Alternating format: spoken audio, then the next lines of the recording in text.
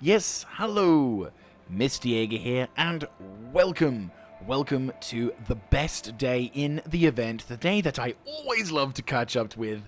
It is ARGO Day, and its followers on.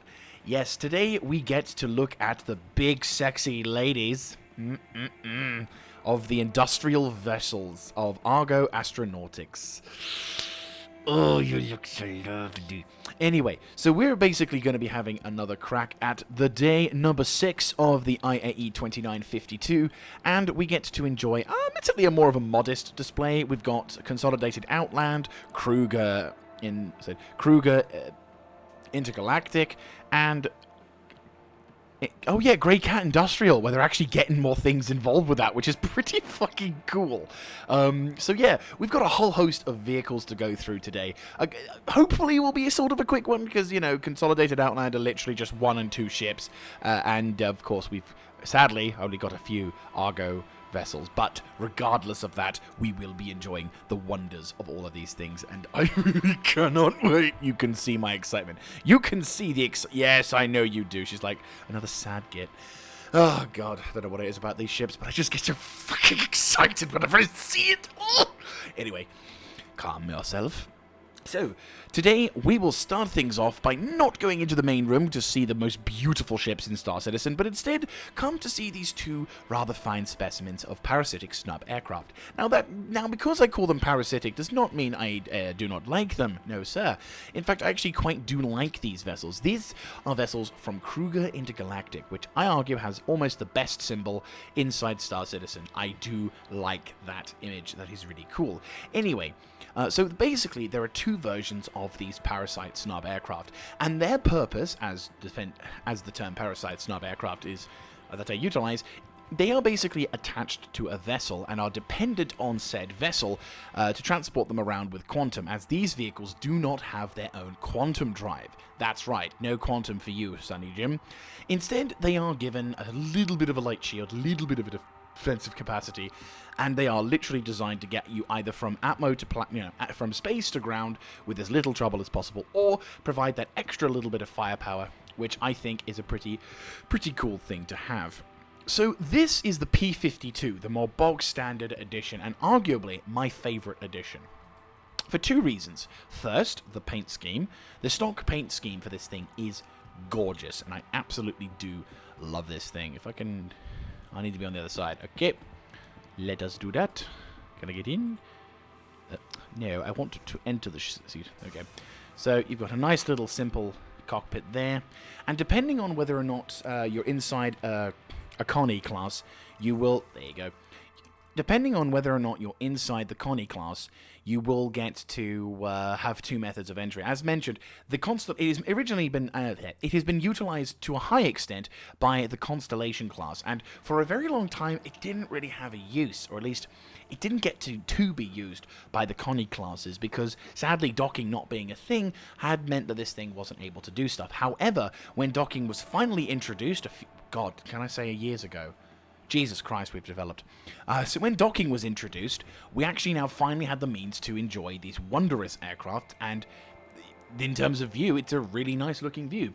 At the moment, I haven't really got a huge desire, well, I haven't got a huge need, shall I say, to get these kind of vessels, because again, with the flight mechanics being as they are at the moment, there's no real need. However, we will be, in the future, as mentioned in previous episodes, we will be getting a flight update soon, which means these kinds of ships are going to become vastly more useful, and I, for one, am a very big fan of that. The second reason why I really like this ship, because of that thing. Let's just get a third-person perspective on it. So the weapon in question is there you go. This is a size 2 Tiger Strike T-19P, which is a lovely size 2 Gatling gun. It is beautiful. It's integrally designed. It's integrally mounted, which means you only have 2 weapon hardpoints, which has 2 size 1 CF-117 Bulldogs, which of course you can exchange for something else. But you've still got a physical projectile embedded into the ship, and I, for one, love it. It does, of course, limit your tactical abilities because obviously you only have 2 weapons to choose from, but still, it is a very, very nice looking ship, and I love this integral A10 style design with the machine gun in the center. It's just so cool. Also, it's a low profile, so it looks even cooler from a ground perspective. So yeah, no, I love this thing. It sadly, again, doesn't have too much of a use for me at the moment, but when you do get it, oh boy. I look forward to utilizing you on many a ship. So we go from the very bog standard to the upper class style. So this, of course, my god, sir, your trousers look horrible. Anyway, so this particular vessel is the P-72 Archimedes, which is the slightly snazzed up edition. Primarily, it's just a sort of luxury edition. Like, think Origin Jump Works. And it's meant to be implanted into the constellation Phoenix. Now, the biggest difference between this vessel and its counterpart is that it sadly does not have the Dakar, regretfully. It instead, however, removes the Dakar and instead has an additional 2 size 1 weapon points. So in a sense, you're kind of trading some level of firepower for more level of firepower. And arguably, the P-72 Emerald is, in fact, Archimedes Emerald, is, in fact, capable of doing more DPS than the P-52. You probably would have to go onto Urkel and go spend forever trying to do what have you. But to be fair, depending on what you want to do, I personally prefer the Dakar because, you know, size 2 guns on a size 1 ship, like of that just sounds like a good idea to me, but I can appreciate that if you want to trade up certain size 1 weapons, you may be able to out-DPS it. But that's getting into the finer points in terms of the ship. In terms of, like, looks and design, I personally prefer the P-52. I'm more of a humble man, and humbleness makes me like them more. This kind of just screams loud about how much of a rich bastard you are, and how little you care about the people who work around you. But I can't deny that the window tint and everything else, as well as the subtle golden lines here and there, do make the ship look really good. So, Kruger Intergalactic knows how to make a decent-looking, snazzy ship. So, there you go. There's the tiny other vessels for you. On to the main subject matter, which is, of course, ARGO Astronautics. My baby. So ARGO Astronautics are the industrious fellows. They are the guys who have been around. I think, if memory serves, correct me on my lore, though I haven't read it up for a while. They are one of the oldest companies in the verse, in Star Citizen potentially, but like around the same age, if not slightly younger than RSI itself in terms of Star Citizen lore.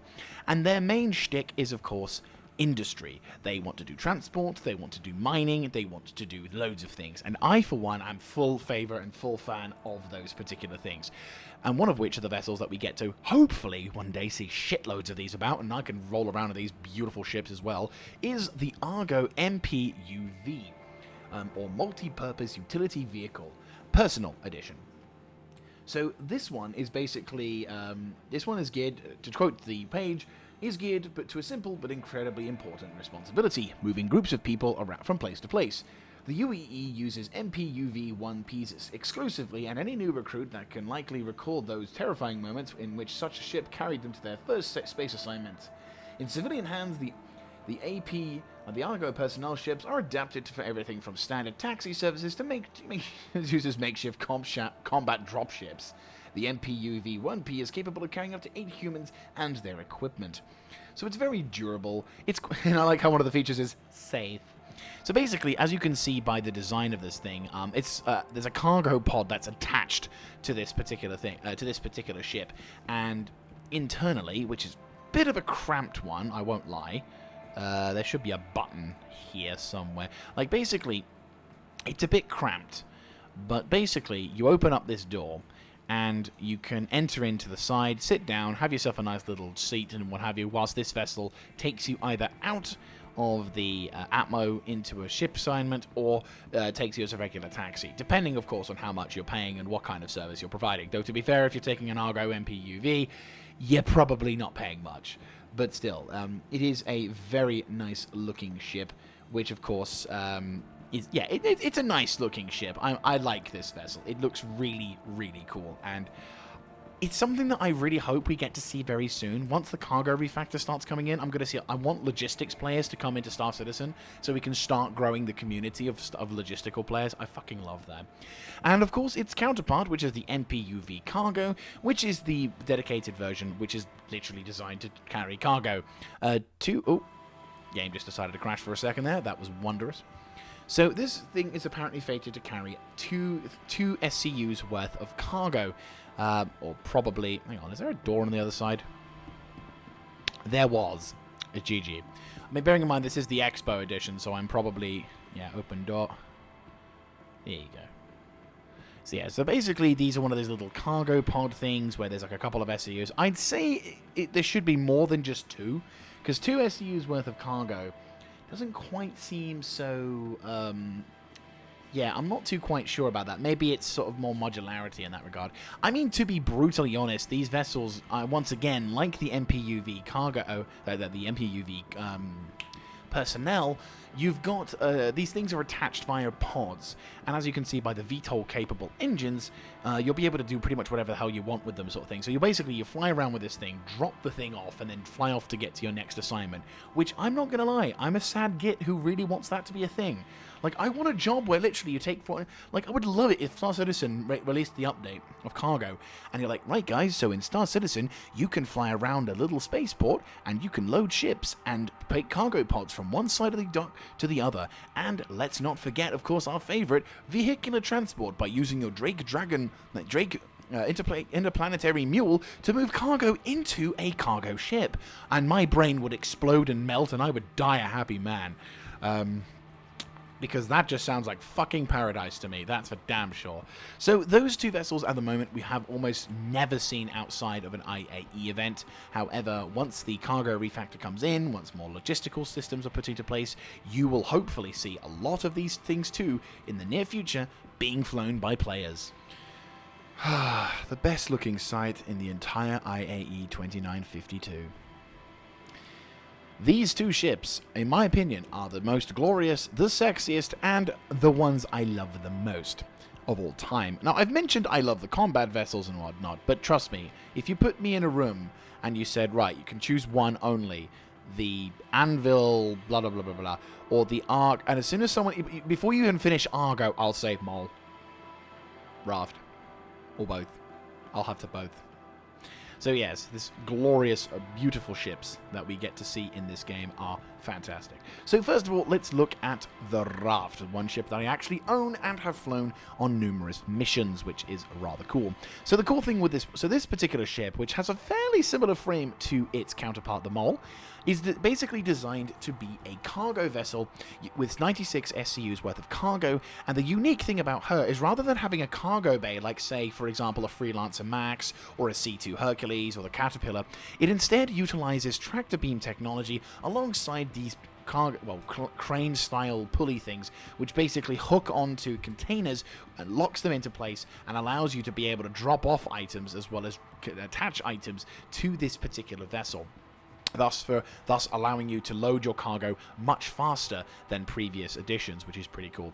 Again, the cool thing about the tractor beam, the cool thing about the tractor beam is that in the future you may even be able to act as a slight tugboat, though there is a dedicated version of the Argo MPUV tractor beam edition, which we're seeing later on in the video's holo deck. So the other cool thing about this ship is that it's also meant to be lived in, because obviously cargo hauling is not a thing that you do lightly. It's not a career profession that you can do in a day and come back to your home planet and be like, well, it's okay, I can now celebrate my life with my family. No, no, no, no, no. You will have to admit to yourself that you will have to stay on this ship for probably a while. And God forbid you end up getting involved in any kind of dodgy dealings or worse still, piracy activities. So, quick tour of this wonderful vessel. So, there is a docking collar, which has a functional docking collar as well, and it, of course, takes full advantage of Crusader Technologies' interactable buttons display. And it has a very cool docking collar, not gonna lie. I would love to try and do a proper docking session in this particular ship. However, as my computer is not that great, and I'm not that good a pilot, those two combined would probably result in bang, my ship exploding. So best safe than sorry. And going into the raft's cockpit, you'll find that this particular style of cockpit is very similar to the Argo Mole, which we'll be getting into in a moment. But if we hop into the pilot seat, we do get presented with a very, very, very good view, which of course is this lovely frontal section. Ah, it's awesome. Like, there's enough of a view to the side and to the left and to the right of the ship. Ah, someone's already utilizing the mole. Good. There's enough of a view to the left and the right that you can actually comfortably fly around and not have too much of a problem. It is slightly better in the mole, I won't lie to you. But because you're primarily focused on going forward, it gives you a nice, almost uninterrupted display of the cockpit. The other thing, of course, which it does, however, do, and I do love, is it passes the test, the MFD test, which is wondrous because it means that instead of having to use your control keys or have to rely on your track IR to look around for things, you can just look. You look up in these particular sections and adjust these MFDs to your heart's content, which is a big plus in my opinion.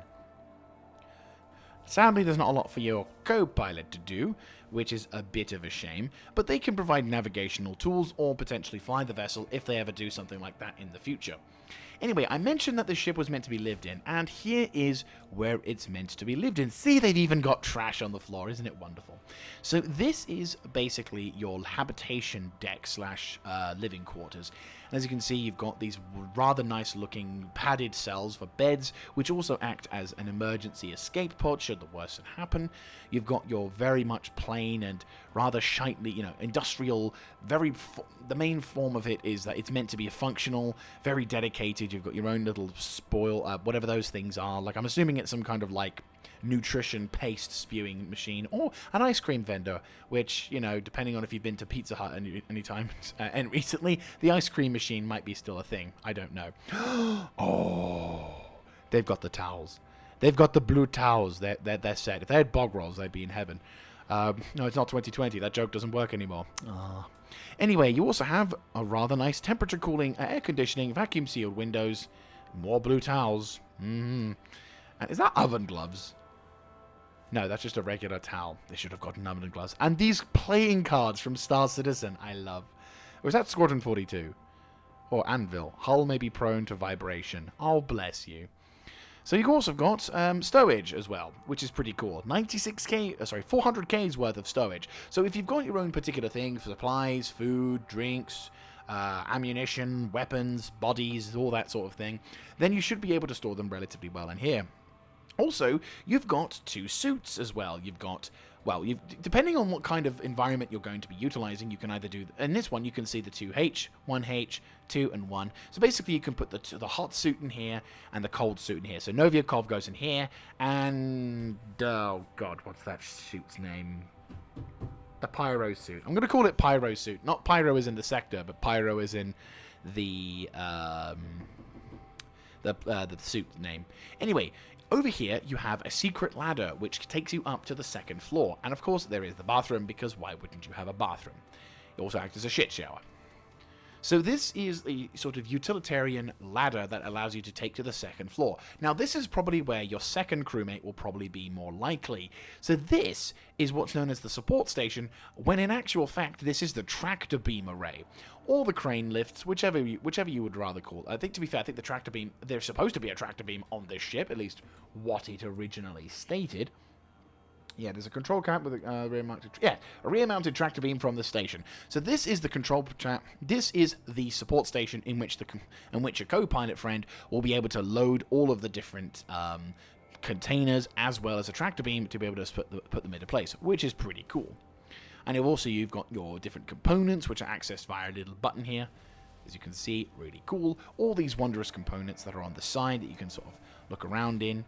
And then you are taken over to the engine room area, which has a very nice looking, lovely looking effects for this engine. Beautiful. And once again, more little sort of component room-esque sort of styles. And then finally, we make our way towards the elevator. Now, sadly, there is a bit of a problem with this ship's lift system, which is rather sad, in the sense that as soon as you get in the ship, the only way you can get out is via the docking collar, which kind of sucks, sadly. Yeah, see? So unfortunately, I'm stuck in the Argo vessel. Does it close? Ah, shit. Well, the good news is I can jump over it. And this is why ladders are wonderful, because if the lift doesn't work, the ladder will. And this is why we love ladders. Right, let's make our way to the docking collar. Because sadly, once you get over to the lift, you can't seem to get out. So the best way you can get out is via the airlock when you've landed on the ground. Which again, isn't the most optimal way of getting out, but then you can still get in via the elevator system. So, not the end of the world, but it is something that I do hope gets fixed in the near future, because it'll kind of suck if you can only get into the vessel and out of the vessel via the airlock, but still, no biggie. Anyway, on to the, in my opinion, my favorite version of the two. Don't get me wrong, Raft, I love you to pieces, but I'm sorry, I'm a miner by heart, and by mining gods I will go to die for it. I mean, don't get me wrong, both ships are equally as amazing, but if I had to choose... Mole. So this is the multi-operator laser extractor, or MOLE. It is the largest mining vessel in Star Citizen at this moment. And when I say largest, I'm not just meaning in terms of size, but in also in certain capacity. Because this vessel not only has 3 mining lasers, which can be independently utilized as well as coordinated with our friends, but also has the ability to upgrade them to size 2 mining lasers, which is wonderful. So I'll go take you around the side panels, but I'll get into the mining laser in the center of the ship, because all 3 have their own respective things. So this is the entry compartment towards the mining laser, because technically speaking, these things are kind of not... I don't know if these are actually protected. These should be protected from the elements, but there isn't a suit for people who, just in case, might get themselves lased out. Just in case. You want to be careful, sort of thing. So, nice little airlock. And it's all the exact same on the other side. So... Bom, bom, bom, bom, bom, bom, bom, bom, bom. Right. So this vessel has like a second floor and a first floor sort of working station, and this area once again looks wonderful. It is perfectly industrial. It does not look at all pleasant. It looks very kind of stiff, and the plastic sort of, you can feel the cheapness of the plastic, the just barely above comfortable levels in order to make it functional and capable. But I fucking love it. It is my absolute dream. And once again, we've got these really nice looking cars. You know, to be fair, as much as these are industrial style things, I am loving these suit doors. Seriously, it's wonderful. And once again, we've got the escape pods / beds, which is pretty nice. And sadly, this thing got spoiled, because the way this little animation comes out is brilliant. So we obviously have the shower, which is somewhere. I'm sure... Oh, there it is. Yes, there's the shower. So the shower comes out, you have a nice shower. And if you need to go to the loo... Where is it?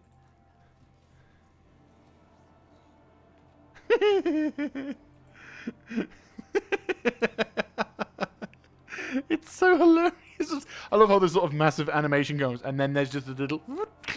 as the toilet roll comes out. Oh, God bless this ship. God bless this ship.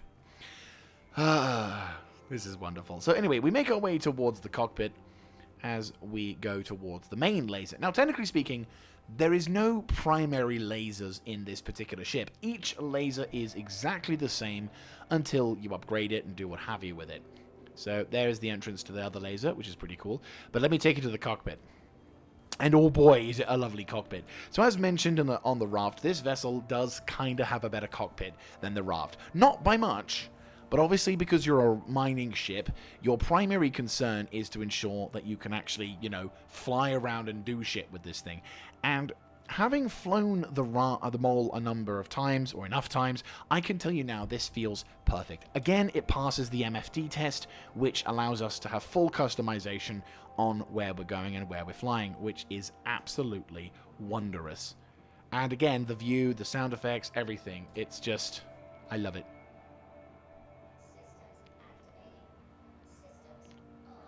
Yeah, it's awesome. It is awesome, and I very much like the... I mean, as I said, the whole design. I love this ship. It is probably my favorite ship in Star Citizen, without a beat. Mainly because, again, I like mining. Mining is the thing that I know that if I wasn't doing combat, well, if I was, like, once the computer rig's upgraded and once everything's sorted, mining is going to be quite a big thing that I'm doing because I love mining in Star Citizen. It is such a fun thing to do. Anyway, so as we make our way down towards the central laser, we are presented with a bit of, admittedly, a slightly snazzier view. Unlike the two side-mounted lasers, even though again these particular vessels, or these particular mining lasers have the same size, the mining laser at the front does have a slightly better view in terms of cockpit and in terms of quality. Also, it's really loud for some reason. So each mining laser, if we go into the outside view, extends out from the ship and has a pretty good traverse. I would say about, with this one, it's like, what, 270 to 180? Like, I want to say 180, but it probably can go a little bit beyond that one. And these three mining lasers all can work together or mine either items separately to be able to crack in and open out all the wondrous minerals and other lovely bits of material for your mining desires. And what's lovely also is you have 96 SCUs worth of cargo, which, if you think about kind of the stuff you're mining, if you could time it well enough, you could potentially fill up on an entire, like, you could, if you were lucky enough to find a quantanium field, let's say quantanium, because that's the thing that everyone goes for at the moment. If you were lucky enough to find the large quantanium field, and you all separately mined all of their respective things, and you had all the modules and components and all of that jazz, you would be in, fucking heaven with the amount of money that you could make. And our dear friend that is phasing out of reality, it's always nice to see. It is, yeah, and not to mention, of course, mining, not only can you upgrade the mining lasers, yes, fanboy, love it. Not only can you upgrade the mining lasers, but you can also install modules and what the fuck's, the power-up options. I'm going to say power boosts, but that's not really what they're supposedly called. Basically, you can upgrade, modify, and improve your mining lasers capacity tenfold, which is absolutely incredible. And I am for one a huge fan of this particular thing. Again, even more so because eventually you're going to be able to detach the mining boxes, or the mining pods on the side, and these things, and eventually you can basically give them out to other ships to either refine, like the Expanse from Misk, or you can just give them to a cargo vessel, which will then take your stuff over to the thing and being able to refine all of those materials. And again, just imagine that for a second. You're running an operation with your mates, you're mining, you get the stuff, you drop it off by your mates, your other friend takes it over to the refinery and gets that stuff sorted, your mate who's in the refinery is refining the materials to get the most yield, and then the other guy sells them on the market. Oh, that just sounds so wonderful.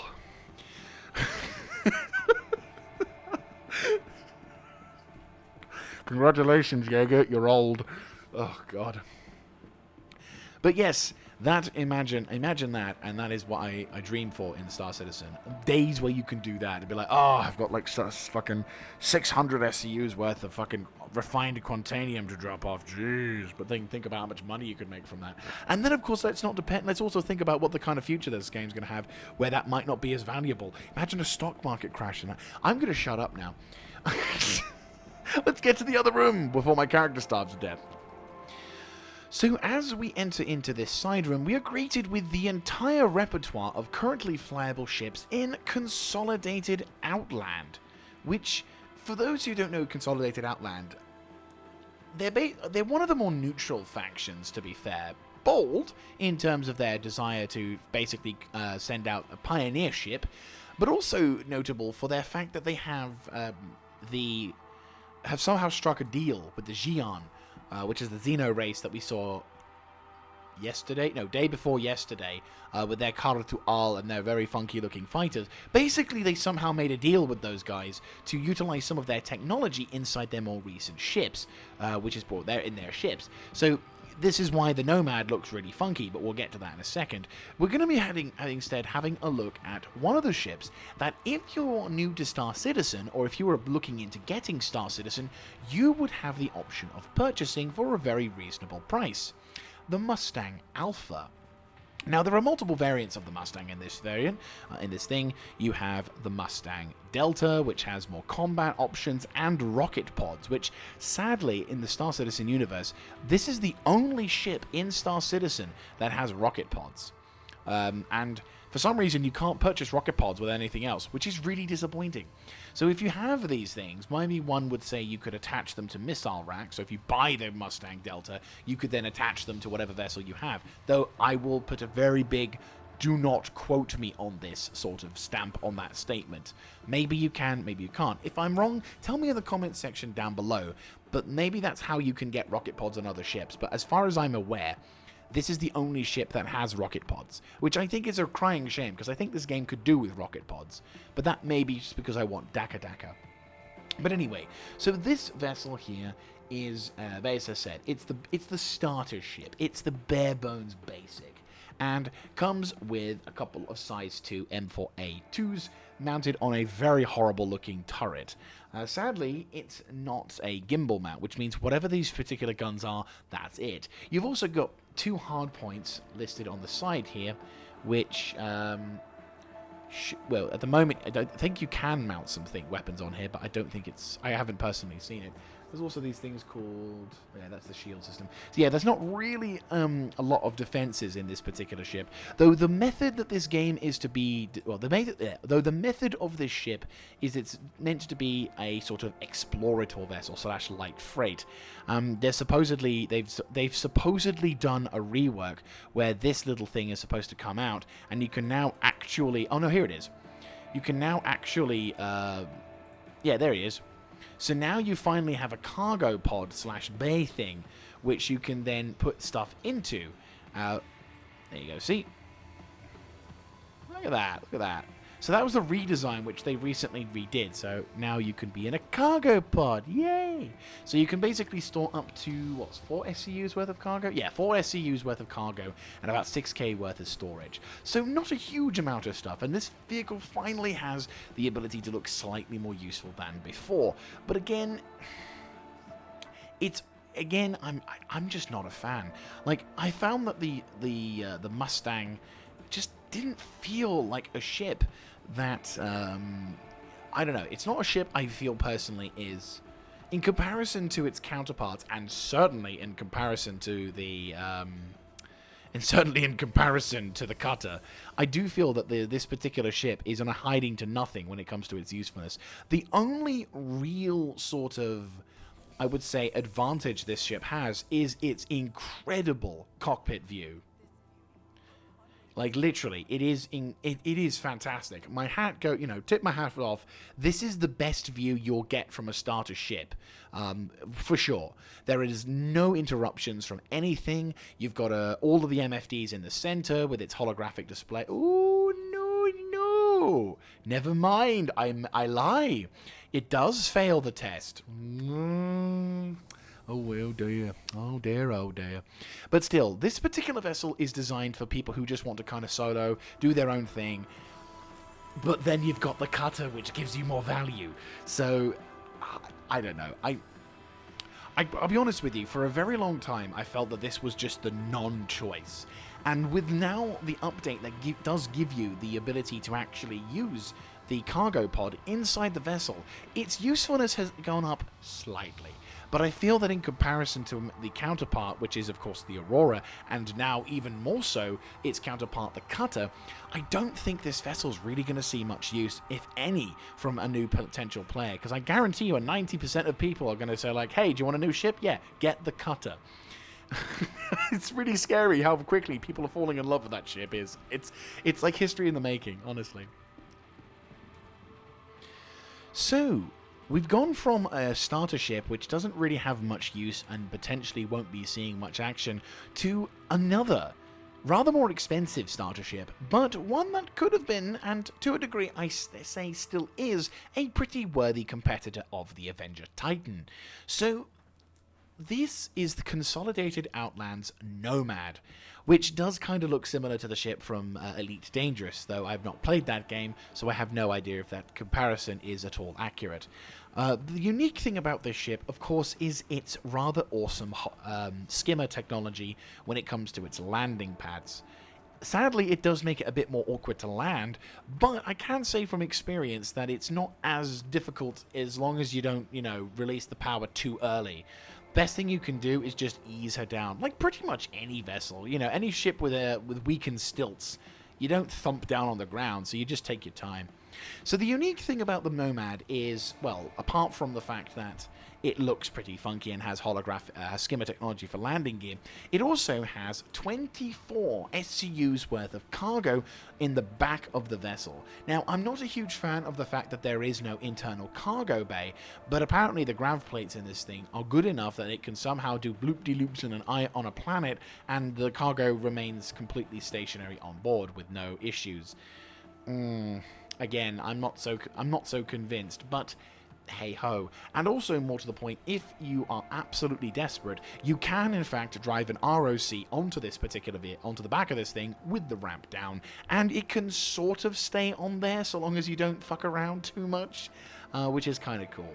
So there is that particular advantage. So if you're not a huge fan of just this limited amount of supply, this vessel does have the ability for you to carry quite a fair amount of cargo inside.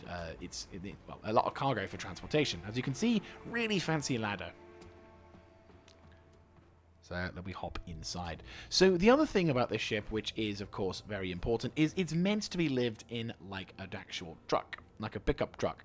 No shit shower, sadly, but we do have a shitter. And a toothbrush? Or whatever the hell that thing is, because that looks like a weird-looking toothbrush, but I don't know, maybe. But you can see this is one of those sort of inside pickup truck. You get those videos where you get those people who say, I go live in my pickup truck for like 5 days, sort of thing. Well, basically, that's what... Ooh, textures. But no, that's basically what the... GG. Light! Nighttime, daytime, nighttime, daytime, nighttime, daytime. Anyway, so you do have a rather comfortable bed, lovely internals, very lovely lights internally once you get the things working, and a pretty decent looking cockpit with a very, very futuristically alien style design. Again, I think they really implemented the whole Xi'an technology here. Sadly, and also it does pass the MFD test, which is very, very nice. And I think this particular ship is starting to see I think the main aspects of this particular ship is the initial interactive cockpit, display with its different sort of touch screens and all the different sort of wonders, and you get some really nice looking options here, which, having flown this thing around for a bit and done some sort of low-key missions, I do like this vessel. It definitely has a nice sort of feel to it, and again, if you're a fan of alien ships or more futuristic-y style ships, and you want to kind of have a vessel that's, maybe is slightly more expensive, I think it is slightly more expensive than, in terms of a pledge. Let's just have a look at the pledge. It's like 70-ish, 80-ish quid, which again, it is slightly more expensive, but it does have a rather pleasant. It's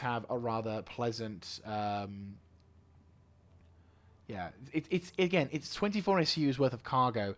Does give it a bit of an edge over the ships like the Avenger Titan, because obviously the Avenger Titan only has very few, I think only 8 SCUs worth of cargo.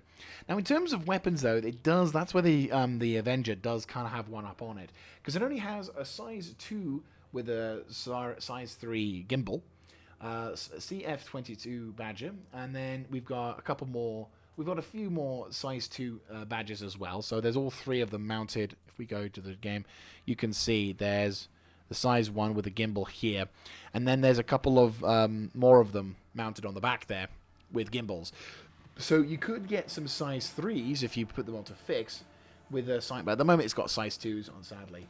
And then it's got a bunch of missiles internally. So you've got 2 missile racks with 2 size 4 missile racks with 4 size 2 strike forces. So you've got 8 missiles in terms of defense, which is not too bad. In terms of combat, she's not really much to look at. Again, I don't feel that combat is this particular ship's main intention.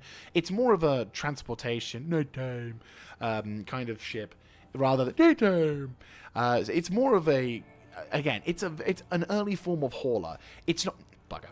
It's not quite the dedicated hauler ship. Say, for example, like, well, if you're looking at a starter ship, it's not quite like a Mustang, for example, a Mustang, a Cutlass Black, for example, or the Freelancer series or whatnot. But it does have its own unique sort of flavor of being an independent, light, enjoyable vessel, which again, which gives the players an opportunity to explore the verse without having to go too much into the sort of the game to get, it's a good thing. It's a starter ship. It's a slightly more expensive starter ship, but it is a decent starter ship.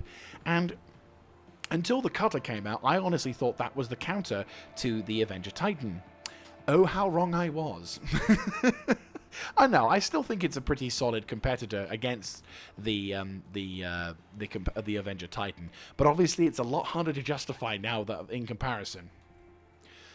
So, as we make our way to the ground floor, we are presented with a rather humorous image of someone either praising or doing the Chris Pratt impression of Jurassic World, which it's been like 7... Oh, God, no, don't tell me it's been 7 years since that film came out.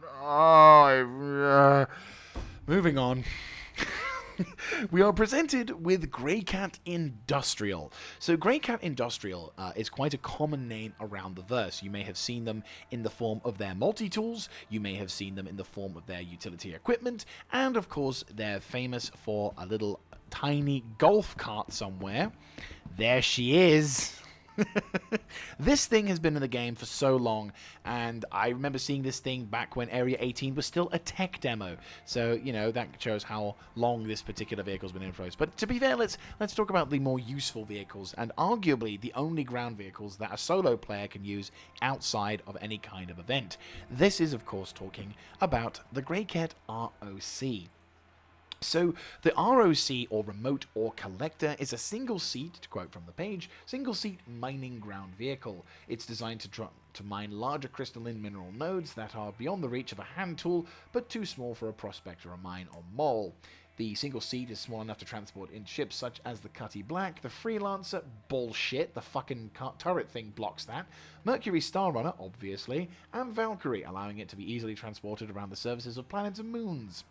So basically, this is like a step up from a handheld mining laser, and it has a pretty reasonable amount of, it's not a bad vessel, and it was the first attempt at a ground mining vessel that CIG decided to make, which was good, but it had its flaws. Having driven this thing for long enough, I can safely say that the DS, which is the ship next to it, is far, far better, for reasons we'll go into later. But first of all, let me tell you the issues with the ROC. The first thing, of course, is that it's not a self-sealed unit, as you can see here, which means depending on the planet you're on, you will have to try and either wear a suit that's more appropriate to the environment, or you just have to try and dart around the sector that you're trying to mine in and hope to the God Emperor that the weather stays the same, otherwise you're going to fry or freeze to death, which is not too good.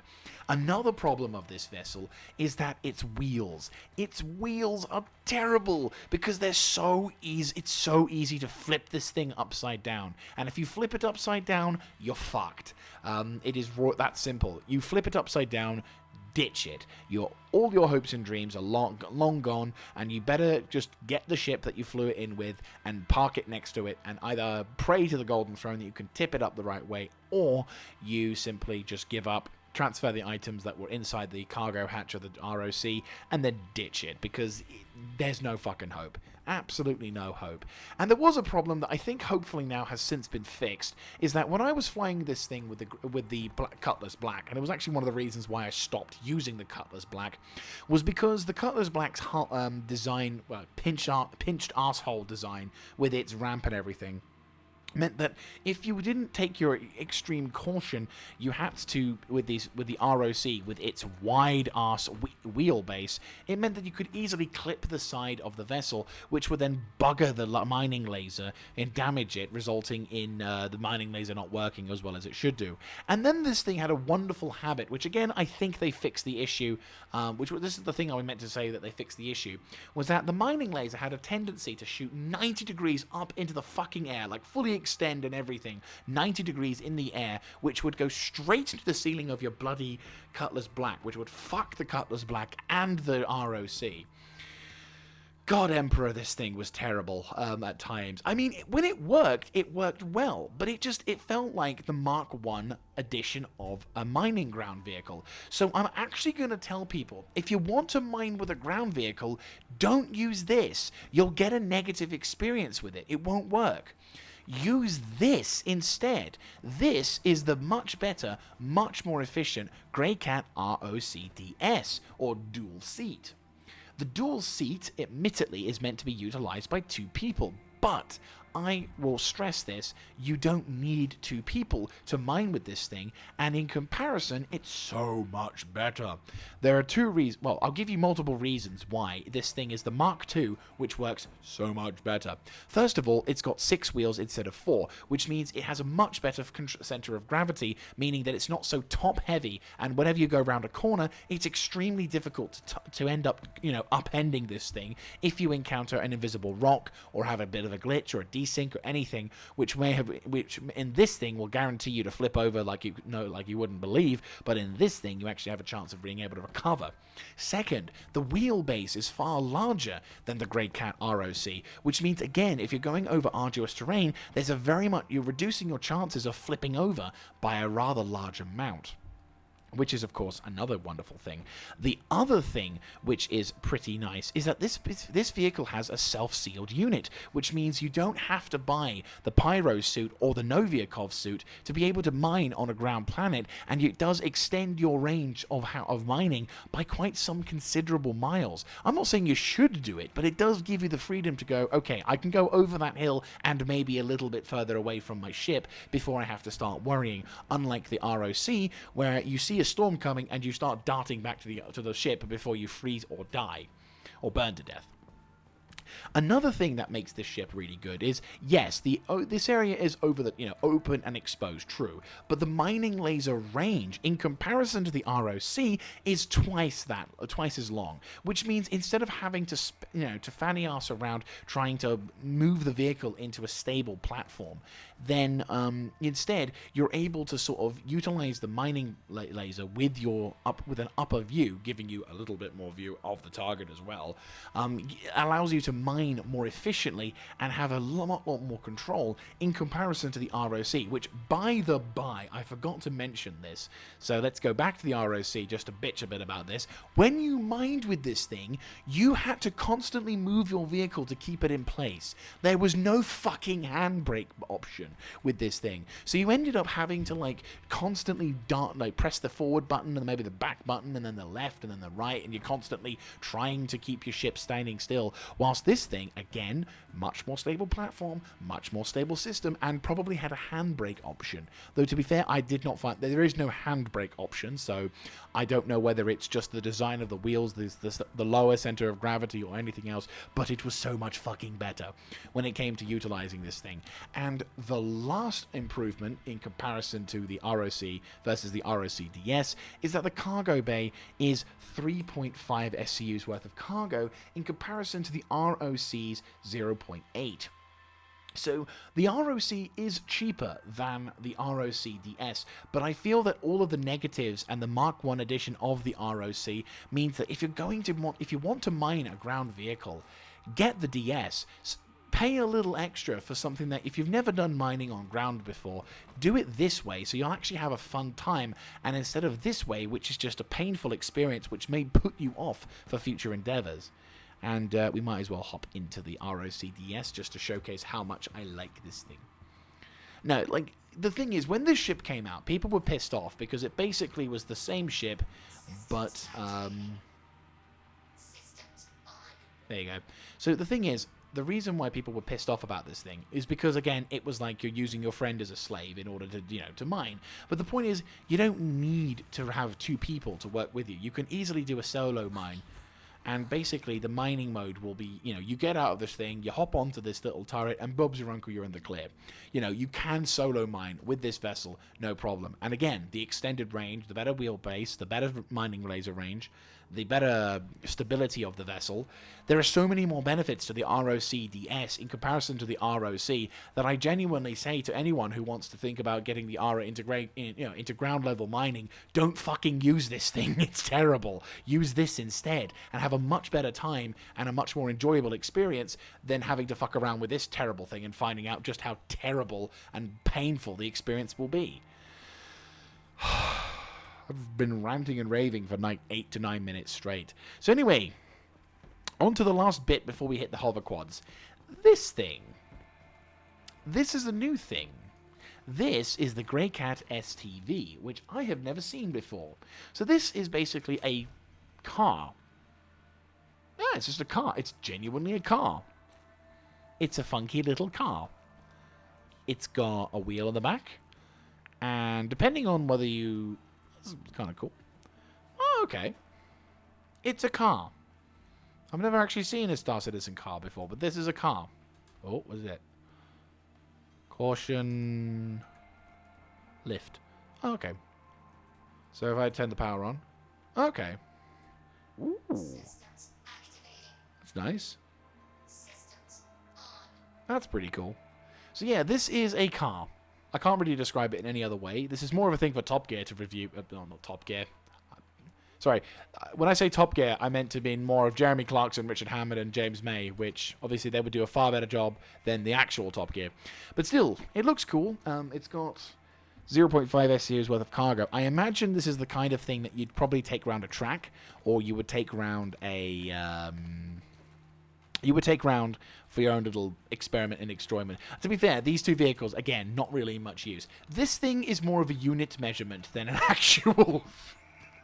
This is, of course, the Greycat PTV, which is, again, a unit measurement on how much can a certain thing fit into a ship. Whenever you're talking about a large ship with a cargo bay, people use SCU, or how many Greycat PTVs can you fit into the back of something. To be fair, it's a really good unit of measurement, and it's been something that's been used ever since, well, to be fair, ever since the PTV's been started. Like, we all love it. It's an adorable little ship, and it's very tiny. It's very simple. It's a little golf cart that you can fuck around with your friends in, and it's a little fun it's a little fun transportation. And again, it is utilized as a form of measurement by players, which is, yeah, it is hilarious. I'm not gonna lie, I love this thing. It's adorable, and I hope for many, many more years in the future for us to utilize these things as a form of measurement, which is nice. So we make our way over to the other side, which apparently has the quad hovers, which I've actually never seen before, which is funny considering. So, Consolidated Outland's hover quad. Huh. That's an interesting design. Again, utilizing Xi'an technology, we actually have a hover bike in a quad form, which is kind of cool. Can I hop on? Oh, it's locked apparently. Typical. Bloody Xenos. So yes, this is the famous, well, I say famous, this is another vessel from Consolidated Outland. I'm not going to lie, it looks pretty cool. Definitely has that edgy alien look. Almost looks like... locked, lol. Oh, so it is actually locked. You can't get on. GG. No hoverbike for you. I guess they heard me shitting on the Mustangs and be like, fuck that guy in particular. But yeah, so that's the hover quad. If you like the hover bikes, but you're not a huge fan of like the big, if you don't like the Dragonfly or you don't like the Nox, then there is this option. I've never flown or seen it outside of this event, so I don't know if it will crash into the ground. But apparently, when it first came out, it did. From what friends told me, but again, rumors and hearsay. That's a lot of damage can be done by rumors and hearsay. Anyway, on to the holodecks. We're already on the last bit, and I'd like today. I don't want it to end. Well, I do need it to end, but I didn't want it to end so quickly. Oh, hello. Ah, yes, this is the holodeck, and we are now looking, and again, there's no fucking stairs stand, so you can't see the upper half. This is the Consolidated Outland's Pioneer. So the concept of this ship is rather unique. Basically, what this ship does is it goes to a designated spot, and it's actually undergone numerous iterations, but this is a colony designer slash builder. Originally, it was intended to be utilized as a ship that would land in a zone and build a colony ship, well, become a colony, and basically it would, become the ground foundations for a colony on uncharted planets. Now the design's leaning more towards it provides the prefab modules to be able to help with colonization of a particular sector, which is pretty cool. I'm trying to see if I can jump. I can try and see if I can jump up so you can see the upper point. But the point of this particular ship, and it's been advertised since, I want to say 2016, 2017, it basically is designed in a way that allows the player to help establish a base of operations and also potentially start with the whole, player-controlled territory thing, which is pretty cool. Though the ship's been in design for quite some time, and to be fair, the kind of technology that they're going to be wanting to utilize with this ship, it doesn't make any sense for them to release it only to sort of say, like, well, we can't really do anything, but, it's a ship, and it's flyable. So I think CIG has learnt its lesson in that part, but I do look forward to the day that we can actually see these particular ships and know that we're going to get some good use from them. But still, it's a very nice-looking ship, and Consolidated Outland will get a bigger thumbs up from me the moment it decides it wants to, actually contribute to the verse and releasing those ships. And you're new. What are you? What are you? That's a very weird looking ship. It almost looks like a Drake ship. Hello? Oh wait, no, that's... Sorry, I kind of went dumb for a second there. What's this? SRV. Yes! The SRV. So this is meant to be the tugboat of Greycat. Sorry, of Argo, not Greycat. Apologies. So this vessel is, as said, the ARGO SRV, which the blurb says, from simple creating cargo to towing, search and rescue operations, SRV can have a whatever you want to throw at it. The tractor system, allowing for effortless solo use, as well as precision team for bigger jobs. Your crew and the passengers can stay safe too, thanks to the durable shields and the heavy-duty armor that keeps the cockpit secure. So yes, basically, the SRV is going to be the tugboat in Star Citizen. You see that massive disc? That's going to be the thing that large vessels are going to be tugged out of. You know how, like, in most dockyards and everything, you got a tugboat that takes the big ships out. There's your tugboat. And it's also supposedly meant to be used in not just for tugboating, but also for helping out in search and rescue operations in other varying sort of degrees, which is pretty cool. And it's another reason why I love Argo, because they come up with the best ships, though, intriguingly enough, I don't get to see the bits of the ship disappear sometimes. Okay. But still, it does look like a really impressive vessel, and I very much look forward to seeing when this vessel will come into its own, because, again, I'm one of those sad gits who thinks that this kind of stuff, the mundane, is so much more exciting than the exciting, like, bounty hunting and, dogfights and all that jazz. Ah, love it. But anyway, that's about it for today. As another day gone, and another day staring into the bleakness of I can't get this ship yet sort of thing. But never fear, for another day is coming, and I do believe the next day is, I want to say Crusader. It might be Crusader, or it's Misk. Either way, we're going to be seeing more or less a solo ship designer. And if it's Crusader, then oh boy, you are in for a treat. And if it's Misk, well, Misk is not the worst particular it's not the worst ship manufacturer in the verse. It's got some good ships. I would say its more recent editions. Yeah, well, it's up-and-coming recent editions. I'm about to say it's more recent editions, and I'm like, I don't think anything's come out of Misk for quite some time. No, its more recent editions have been a lot better. Not its Freelancer series, though. I mean, don't get me wrong. I like the Freelancer Max, and all that jazz, but I fucking hate its turret display, and it's in desperate need of redesign for damn sure. But that's besides the point. I think we're debating a little bit into the future here. So thank you all so very much for watching, and if you like this kind of content, let me know in the comments section down below, clicking on the like button, and of course subscribing to the channel. And I'll hope to catch you in tomorrow's episode, which will be...